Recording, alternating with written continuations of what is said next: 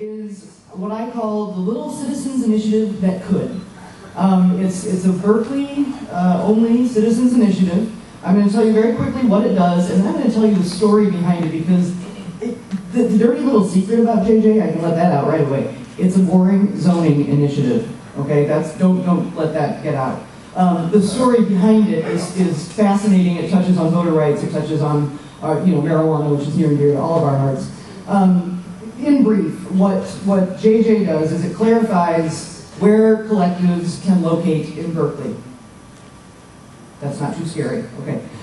It removes limits on how much medicine a patient or a collective can possess. And considering that it was initially written back in 2003, I think that's pretty prescient, because that's what the state courts are now saying, is that SB 420 is not legal in many people's estimation. And it forms an oversight committee for collectives. So three pretty basic things that this JJ does. Again, the story behind it is amazing. Many of us might have had the experience of sitting in the living room and noticing, there's a different kind of plant sprouting out of my potted fern or whatever. Sometimes a friend leaves a seed in the backyard, and a couple months later you notice that there's a lovely little marijuana plant growing out of nowhere, and it's a fantastic thing to see. In Oakland and Berkeley, sometimes you see it walking down the street. You'll look in a public planter and you'll see that somebody has done a guerrilla planting job, and it's fantastic to see these beautiful plants popping up all over. And I take that as kind of a metaphor for how collectives developed in Berkeley. There were these seeds of impassioned activists who came together and tried to provide medicine to patients, and they sort of grew into these big, beautiful plants. And the city came along and said, well, gosh, it's okay that you're here. We're not quite sure what to do with you. You seem to be okay. But they never really addressed the issue of these are actual, collectives. These are operations that are creating their own standards, their own rules, essentially. The city has been very hands-off, supportive, but in a very hands-off way. And it goes to what Joe said. I mean, there are a lot of gray areas around collectives. We see it in Oregon. We see it anytime the issue of medical cannabis comes up. How do we get it to patients? So here we are in Berkeley. We go through our initial phase of a lot of dispensaries. We go through our Wild West phase of bad dispensaries. And we kind of settle down by the early 2000s into a routine. Right? A lot of people don't know, they live near them, they don't know where they are, or they do, and they know they're good neighbors. That's all fine and dandy until a developer buys your property and says, you have 2 years to find a new place to move, and I'm going to knock your spot down and put condos over retail. It's hard enough to move any business in Berkeley. It's extremely difficult to move a collective. For any number of reasons, whether they're valid or not. So in Berkeley, in about 2003, 2004, there was one of the 3 dispensaries that was in operation that had needed to move for some time, and they were trying to move literally next door, on the other side of a wall in their building. And because of the lack of city process, they'd go down to the zoning office, and the zoning people would say, well, what does Health and Human Services say? And they'd go to Health and Human Services, and they'd say, well, what about planning? And planning would say, I don't know.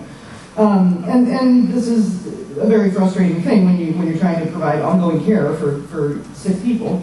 And so the citizens, the patients got together and they drafted this ordinance, which, as I said, opens up zoning, creates an oversight commission, and removes limits on how much medicine a patient can have. It went to the ballot in 2004. It was called Measure R. And we were vote watching very carefully. We had done a pretty solid campaign. And it was back and forth. It was tight. Came down to 191 votes. They said Measure R was defeated by 191 votes. And we said, that's lovely. Can you please recount those votes for us so that we can make sure that you're not fibbing? And they said, okay. So the Alameda County Board of Registrar of Voters did a recount of the paper ballots, during which time they found almost a 13% error rate in the ballots that had been cast on UC Berkeley campus. And they came back and they said, oh, we've recounted the paper ballots, and you still lost, but only by 166 votes. And we said, that's fantastic. Now what about those 480 electronic voting machines that you used in Berkeley in that election? Can we see, some sort of verifiable recount information? And they said, well, no. And we said, well, that doesn't seem right. And they said, well, I'll tell you what, we'll push this little button and we'll reprint the tally sheets. And we said, no, I want to see like the hard drive, and compare. And they said, well, no. And so with the help of ASA and other supporters, we lawyered up and we said, show us the evidence, prove to us that you're not fibbing with these electronic voting machines. And the Alameda County Registrar of Voters, gosh, the judge eventually said that Dave McDonald, and he is, by the way, still going to be counting our votes in this election. He is still the Registrar of Voters. She said, essentially, at the end of this 4-year legal battle, during which time we're trying to get vote information out of these machines, they send the machines back to Plano, Texas. And some of them go off to other states to be used in other elections. And by the time we catch up with these machines in 2007, they can only get 4% of the data from the Berkeley election that was on it. I mean, it was a gross abuse of the Registrar of Voters' powers.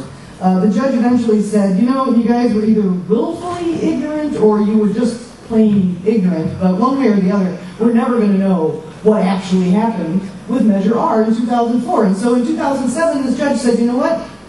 The results are nullified, we're going to put it back on the ballot. That vote never existed. And so here we are with Measure JJ. Now, in the meantime, some very interesting things have happened. Number one, the initial collective that was trying to move still hasn't been able to move. Number two, another of the 3 dispensaries, actually the Berkeley Patients Group, was told by our developer landlord that we have to move. And so there is a great deal of pressure. I mean, I would say that Berkeley is one of the most successful areas for collectives, but we're in danger right now. If you think about 2 of the 3 being gone, wiped off the map through development pressure within the next 2 years, that's completely unacceptable. So we're very passionate about JJ. We need JJ. Aside from just in order to stay in existence, it will codify and provide some structure where there currently is none. I think San Francisco and Oakland came at dispensary regulating a little bit differently than Berkeley did. It didn't just kind of grow and sprout. And so it remedies some of that. In the meantime, when R was initially coming up on the ballot in 2004, the city council said, oh my God, the pot people, they're organizing.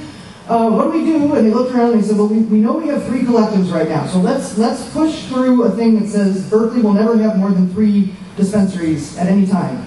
And let's make sure that they're 1,000 feet from each other and 1,000 feet from schools, because boy, those kids, it's horrible when the kids go in the dispensaries. And so they pushed that through, and the judge didn't change those things. So unfortunately, JJ does not change the cap of 3 or the fact that we have to be 1,000 feet from schools and from each other. Little side note, about 4 years ago, a preschool for the infant deaf opened literally a stone's throw away from Berkeley Patients Group. They love us. We love them. They have written us letters of recommendation. We amazingly do not have a mass of toddlers crossing the street to come get their medical cannabis at the end of the school day. It's been wildly successful. But if we had to move, we wouldn't be able to move next to them at this point. So again, we're feeling a little urgent about JJ. I appreciate your attention to what is essentially it's a weird Berkeley initiative in weird old Berkeley. But we really do need it. It's not enough for Berkeley to say we're a sanctuary city. It's not enough for the mayor to say, oh, John Conyers, save us from the DEA, and then not allow an operating, a responsible, a compassionate collective to relocate in a way that helps patients and keeps neighborhoods safe. It's just not acceptable for that to happen in Berkeley. And JJ is our answer to that. Great news. Although 4 years ago, when it was R, there was massive, the city council was up in arms. There was ballot arguments and rebuttals to ballot arguments, and horrible things were going to happen if the pot people won. This year, we went and submitted our ballot argument in favor of JJ, and nobody submitted an argument against. 4 years ago, we had city council people signing the no arguments and rallying up the troops. This year, we have 2 city council members, including Chris Worthington, who was kind enough to speak earlier this morning, actually as endorsers. So I think that's a measure of how much things have really changed and how much progress has happened. And I also think that this year, we're going to see a youth vote like never before. And I have to imagine that if I were 18 and getting to vote for the first time and I saw something that I could vote in favor of marijuana, I would probably go yes. So we think, we're cautiously optimistic. We never want to count your chickens. But it's been a wild ride. It's just another way that marijuana always surprises me. It's not just marijuana. It takes you in places you never expected. It teaches you things you never thought you'd learn. And I'm pleased to talk more about JJ with any of you after the session. Thank you.